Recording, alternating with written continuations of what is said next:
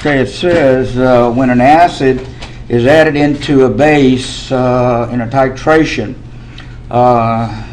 who's the limiting reagent? Well, what you need to do is keep in mind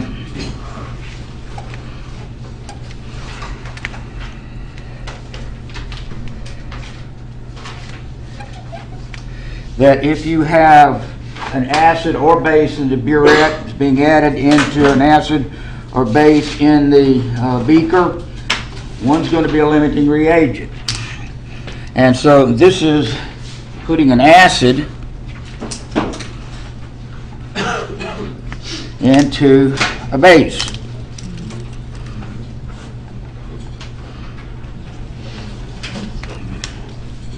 And let me make some more acid up here. So when we add an acid into a base, each time you add one of the acids, the acid plus base goes to a salt and water. So we'll make the salt purple. Right over here. Base is blue, acid's red. So you open the stopcock and you let in one of the dots. It's going to come down here and combine with one of the blue dots and turn into a purple dot. Is there any acid in the beaker now? Anybody? No. No. The item that goes away first is the acid. That's your limiting reagent.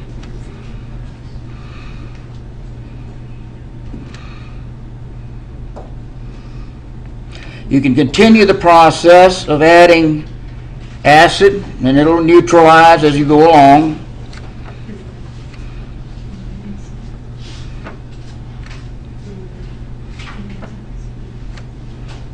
And at this point, you're neutral. Is there any acid or base in the beaker now? At this point? Anybody? That's correct, no. Because there's only salt there now. So this no longer is present right there. If I add an additional drop of the acid in here, will it react with anything in here? No. No, there's nothing there to react with. The acid reacts with the base, but doesn't react with the salt. So it lays in there doing nothing. Then you add another one, it would get in there doing nothing, and finally you would add all of the acid, it'd just be laying around doing nothing. A titration such as this, you would have the pH electrode monitoring the solution in the beaker. So you would start out, say it's a strong base, you'd start out here, and then as you titrate it and neutralize the base, the pH would begin to move in the acid direction, and you would see a trend that would follow this from high curve to a low curve. The center, as you know, is the equivalence point of neutralization.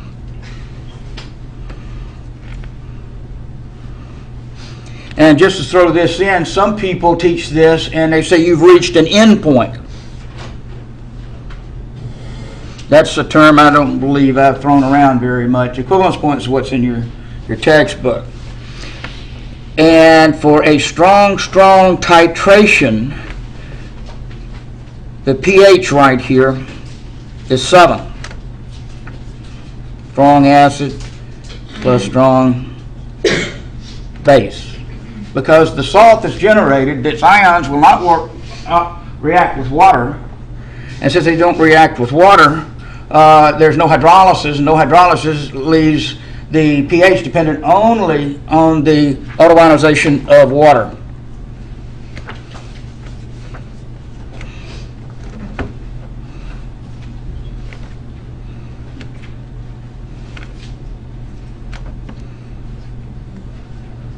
So if the concentration, and it's been shown to be this, at 25 degrees Celsius, the concentration of the hydronium ion will be 10 to the minus 7. So we can calculate the pH to equal minus log of 10 to the minus 7, which equals minus a minus 7, of course, and that comes out positive 7. So this is an illustration of what's going on. The region from the beginning to the equivalence point, finds a limiting reagent present. And it's from, always, in a titration, the burette.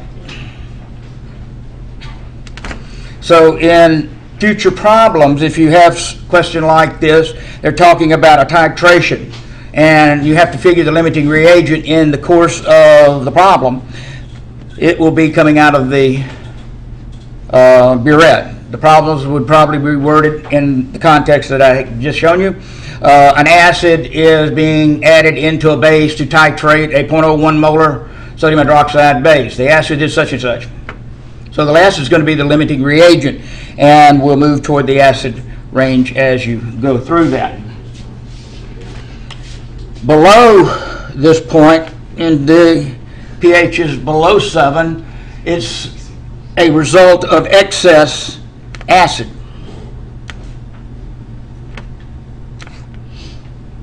And up here is excess base because you're not putting in enough acid to neutralize all the base, so it's still base dominant up here in this part.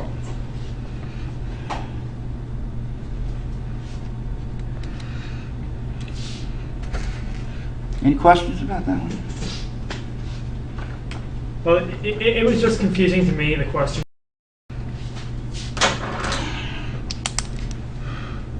I just assumed that there would be a reserve amount of... Number 2, when 20 milliliters of 0.10 molar HCl is added into 20 milliliters of sodium hydroxide, 10 molar NaOH, the pH at the equivalence point is 7. This is a strong acid, yes? Yes. Is this a strong base? Yes. This is equal molar amounts. Yes. The 0.02 times 0.10 mole of HCl plus 0.02 times 0.10 mole of NaOH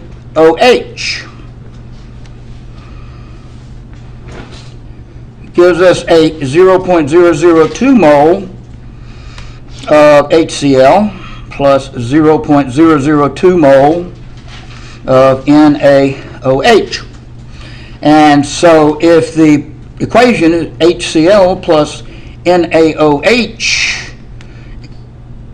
produces NaCl plus H2O, we have 0.002 mole, 0.002 mole, producing how many moles of sodium chloride, guys? The same amount. Do you see that? Anybody not see that? 0.002 mole of sodium chloride. How much acid base at the equivalence point, this is the equivalence point at a mix, do we have now? Zero. None.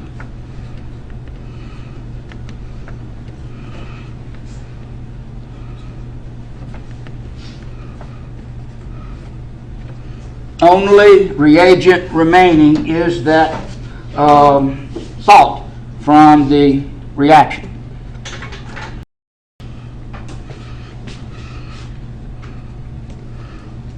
B choice. Any additions beyond, if we have HCl going into the base, any additions beyond this makes the beaker acidic.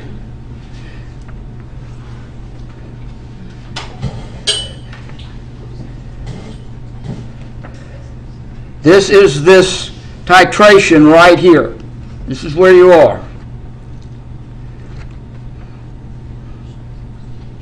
And it's base into, just to reinforce, acid. And this is the limiting reagent right there as we proceed to the equivalence point. But the problem gave you data at the equivalence point, which is complete neutralization. Equal volumes of equimolar solutions will react and neutralize 100% based on the 1-to-1 ratio here. Now, if you have one that has a 2 in it, you'd have to have twice as much of one or the other. So that's very important. Hopefully that makes sense. Okay, number 3 states, in which of the following acid-base titration reactions will a common ion effect not be taken into consideration in a titration? 4 reactions. Looking at each one separately, how can you tell if a common ion is a factor in the titration? That's the first question I'm asking.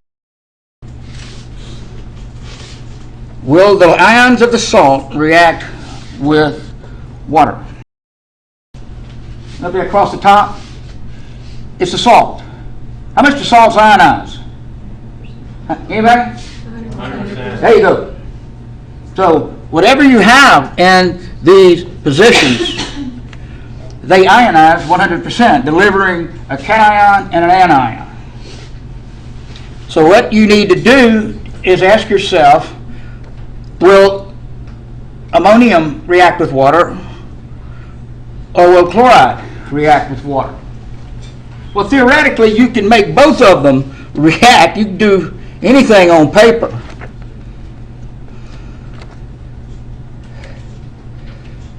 The plus of the cation is going to attract the negative of the water OH, and that's going to produce NH4OH, and it's going to leave you some hydronium ion left over, and the chloride will react with water, and it will attract the positive component of the water and produce hydrochloric acid plus an excess of base, if it happens. How do you know if it happens? When you look at this,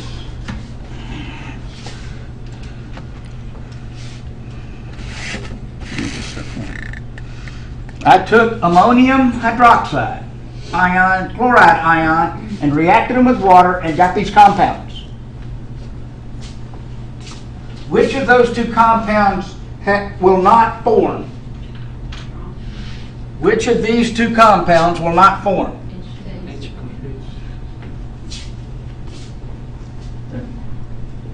Which of the two compound salts will not form?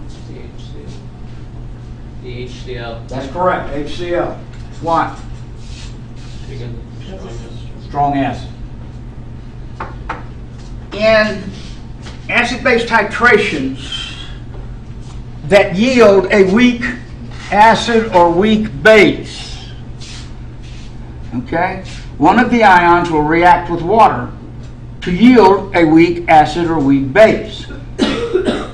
If in the course of screening this you come up with a strong electrolyte, there is no reaction. The reason is this prefers to stay 100% ionized.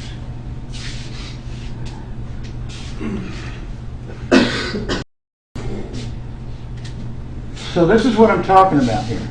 However, if we had the ammonium ion right here pulling the OH, this is a weak base. It has a Ka value. I argue with people about that all the time. Some people publish big tables of compounds and say, these are all strong acids. Got 14 or 15 of them in there. Well, they're wrong. Because strong acids do not have a K value, or it is in infinity, because you'd have to divide by 0 in the K expression.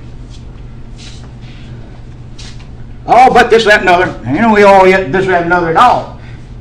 If it is a strong acid, hydronium ion times chloride ion divided by the amount of HCl remaining, 0. You can't divide by 0. There are only 6 strong acids.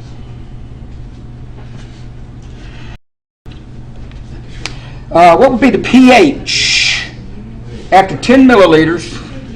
Wait, what was the answer? Okay, let's back it up here and let me finish what I started. Yes, right. Here is a salt, sodium bromide, right here. Here we go.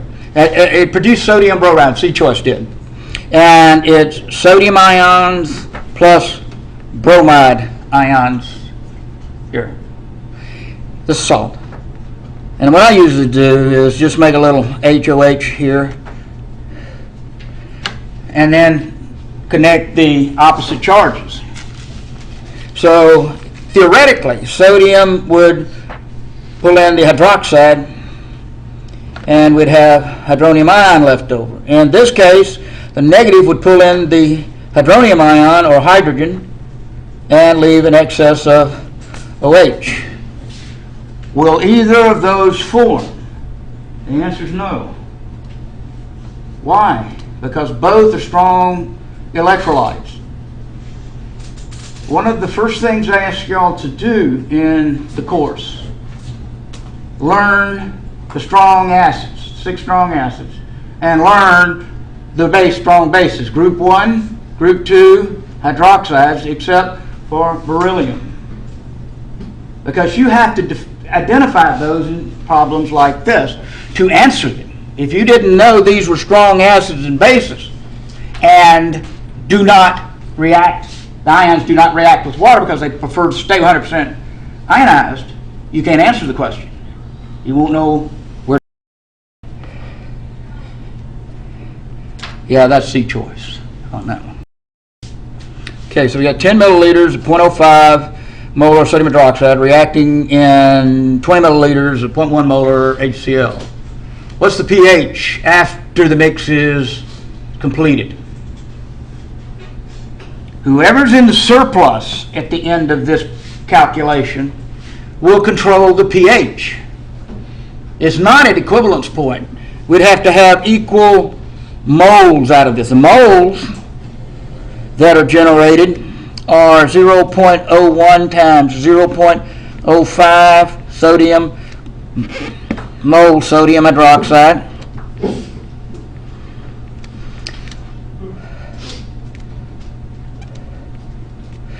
plus 0.02 times 0.10 mole HCl, and that comes out to be 0.0005 mole sodium hydroxide added into 0.002 mole of HCl.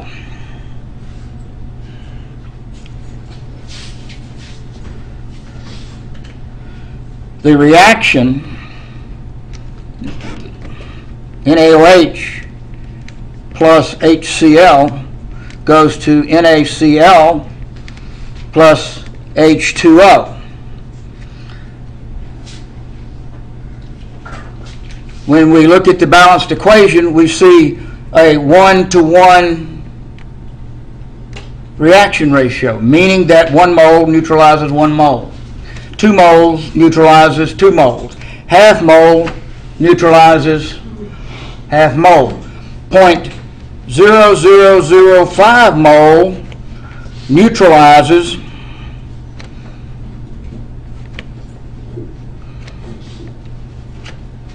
how many moles of HCl? When you put that in there. Raise your hand if you know. Yes, ma'am. 0.0005. That's exactly right. The same amount. See, this is what it says. 0.0005 mole of HCl will be neutralized. It will also lead to 0.0005 salt laying around. So the remaining HCl is in excess. So we're only going to use only 0.0005 mole of HCl. So 0.0020 minus 0.0005 mole HCl remains in excess. Right there.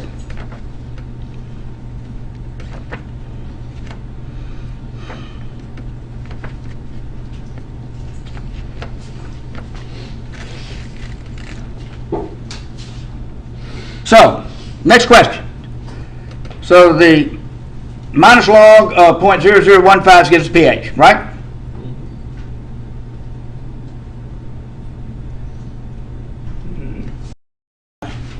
So the concentration now of hydronium ion is equal to the hydrochloric acid, 100% ionized, is 0.0015 mole.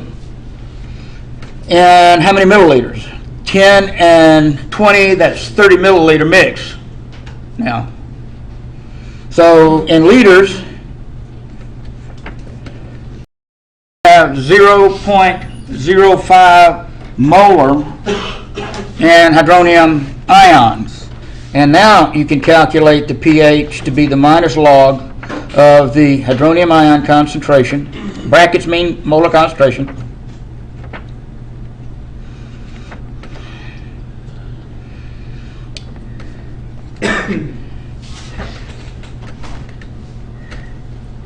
Can you still see that? I can't see it. Well, anyway, that's B part. And that one. Which of the following titration curves represents a weak acid, strong base titration? Well, I'm just going to list all of them because you need to certainly have this in the back of your mind. Strong acid, strong base yields a pH equal to 7 at the equivalence point, always. When you do the KSP experiment, we're going to be adding HCl into calcium hydroxide. The equivalence point is going to be at 7. And you'll use that for other calculations. Weak acid, strong base, gives a pH greater than 7 because this will have the anion of the weak electrolyte generated, the salt. You'll get a sodium anion. The anion reacts with water and leaves an excess of hydroxide. And if you have a strong acid and weak base, the pH will be acidic, less than 7. So if you're plotting or reviewing a set of titration curves,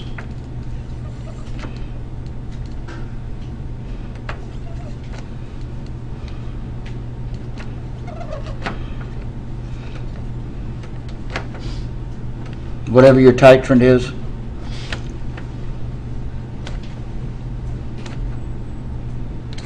you're going to have a titration curve. In all cases, we'll do essentially this. Now, there'll be different shapes, not drawn to scale, in other words. But the equivalence point will be 7 for a strong acid, strong base. The equivalence point would be greater than 7 for a weak acid, strong base. And the equivalence point will be less than 7. Well, greater than 7. Less than 7, get my semantics right. And this is a strong acid, weak base right there. So in this, A choice was the equivalence point that showed an acidic. The B choice showed neutral, neutral, and the third one was showing basic. So the C choice was a strong titration. B choice, C choice was a weak acid, strong base titration in there.